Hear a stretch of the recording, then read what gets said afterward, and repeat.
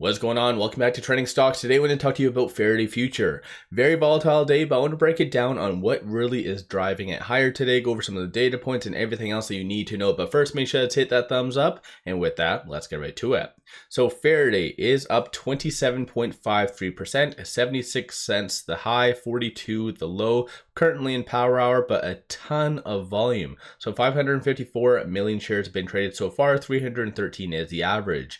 If someone looked at that volume, they'd think that bigger institutions are getting in, but that's not necessarily the case. So if you do look right here, only 3 transactions above $100,000 have occurred on the secondary market.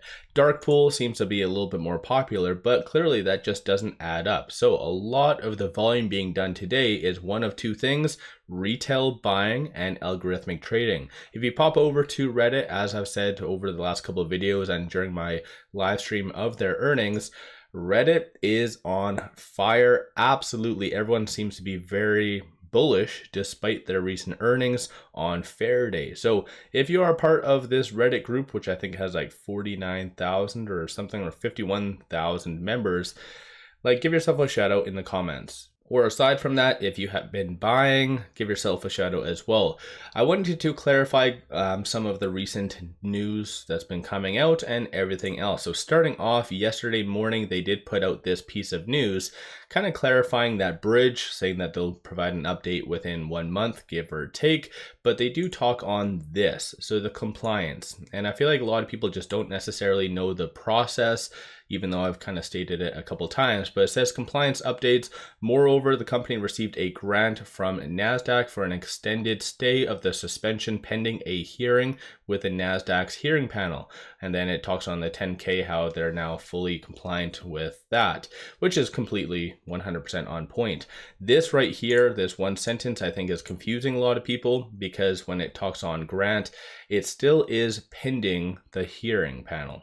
So right now it's just stuck in limbo. Most likely there just hasn't been a definitive date set for the hearing panel, because Faraday does have to give the Nasdaq their plans to rectify the 2 outstanding deficiencies, which is the the 10 cent bid price rule and the $1 bid price rule, which in reality, more common than not, a company just has to say that they're going to be doing a reverse stock split to rectify the deficiencies, and Nasdaq would be okay with that, as long as they're not over that 1 for 250 ratio that is stated in their rulings. But so most likely the Nasdaq should give Faraday a clean bill of health, essentially. But the only caveat to that is Faraday does have to stay above $1 between 10 to 20 consecutive business days, and that is dependent on the Nasdaq. They will determine the timeliness, whether it's be on the low end of 10 or on the high end of 20. So that's all under the Nasdaq ruling, so you can definitely pop over there to read that. So I just wanted to clarify this, because I think a lot of people might be not fully informed of what this truly does mean. But beside the point though, retail is buying the hell out of Faraday. So it's kind of interesting, despite the float kind of like 4xing, or a lot more than that, actually probably like 10xing in reality, based on what we previously did know. People seem to not give 2 shits and are just buying the hell out of it. So let me know your thoughts on Faraday. Let's go over some of the data points as of right now though. Shorts are increasing 238,000 shares, so that is net. Of course, they're probably swing trading quite a lot.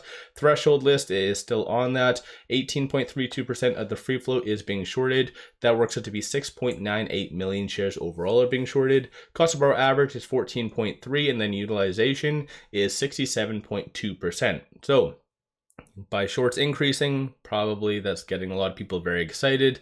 The fact that shorts still haven't really exited fully, so who knows, we'll just have to wait and see what does come. But looking at the options activity though, 2.21 million in calls being purchased, 1.9 in puts. Sentiment wise, 54% of all the options being done today are bullish and optimistic. Some of that obviously is shorts hedging their bets. That's what they've been doing over this last little bit. But beside the point, based on the call options that are being purchased, there's a consensus for it to be above $1. $1 by the end of this week, and it looks like same goes for next week. So if Faraday is able to close above $1 by the end of May the 31st, so tomorrow's business day close, you're going to see a nice little bump up in the stock price on Monday, because market makers will have to go to the open market to buy the 34,000 at that 50-cent strike price, and then 47,000 at that $1 strike price. So they'll have to go to the open market, obviously, because they will have to exercise, or those will be exercised in the money. So kind of interesting stuff. Options still show some sense of optimism when it comes down to that, despite institutions not really getting into Faraday as they once were. So let me know your thoughts. There's no real point in talking on technicals, because this is now just more of a momentum play / squeeze play rather than anything. So technicals don't really make all that much sense to kind of cover. So let me know your thoughts. Don't forget to hit that thumbs up and subscribe. One final thing, take advantage of this promo. Simply sign up for a new account, throw $100 at it, and they give you 7 fractional shares of the Mag 7. So pretty kick-ass deal. Link in the description below and also the comments. With all that said, appreciate all of you watching.